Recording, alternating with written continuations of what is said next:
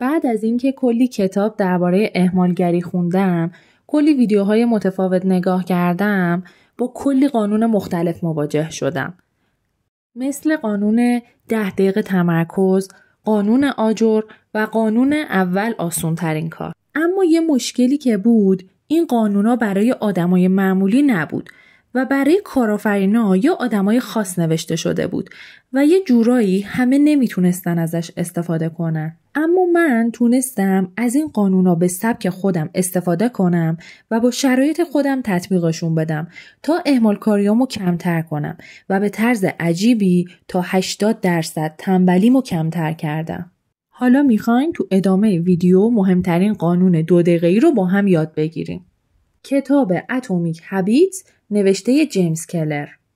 جیمز کلر میگه وقتی یه عادت جدید رو شروع میکنی باید کمتر از 2 دقیقه طول بکشه.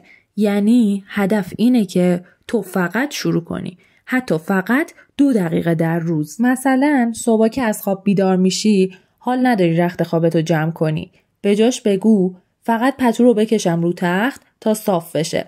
همین یه حرکت 2 دقیقه‌ای باعث میشه ذهنت حس نظم بگیره و بقیه کارها برات آسون‌تر شه. بعد از چند روز ناخودآگاه کل اتاق خوابتو مرتب میکنی. یا مثلا میخوای با قانون 2 دقیقه رژیم لاغری بگیری. فرض کن تصمیم گرفتی رژیم بگیری، کمتر غذا بخوری. ولی واقعیت اینه که مغزت مقاومت میکنه. چون عادت داره همون غذاهای خوشمزه رو بخوره. حالا قانون 2 دقیقه‌ای میگه به جای اینکه از فردا هیچ چیز چرب یا شیرینی و فست فود نخورم، همین الان به جای اینکه این نوشابه رو بخورم، یه لیوان آب میخورم. یعنی به جای اینکه یه تغییر بزرگ بدی و تصمیم سخت بگیری، فقط یه تصمیم فوری و کوچیک بگیر که کمتر از 2 دقیقه طول بکشه. در natiجه این تغییر کوچیک باعث میشه تو دیگه حس شکست نداشته باشی، اما کم کم مغز و بدنت عادت میکنه. تجربه خودم.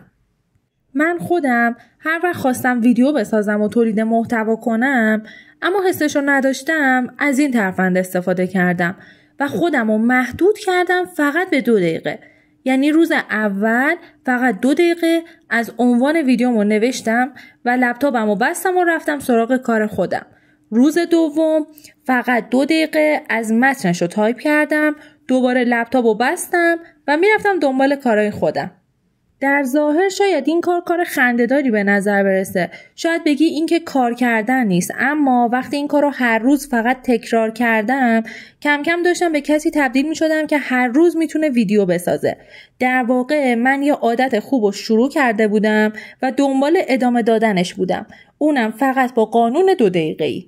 پس با خودم گفتم اگر 2 دقیقه از یه ویدیو رو نتونی بسازی، هیچ وقت نمیتونی یه کسی باشی که یه ویدیو کامل رو بتونه بسازه. پس بهترین روش رو انتخاب کردم و فقط با قانون 2 دقیقه در روز شروع کردم و به طور منظم ادامه دادم. اگر برای شروع نیاز و انگیزه داری، کانالمو حتما دنبال کن.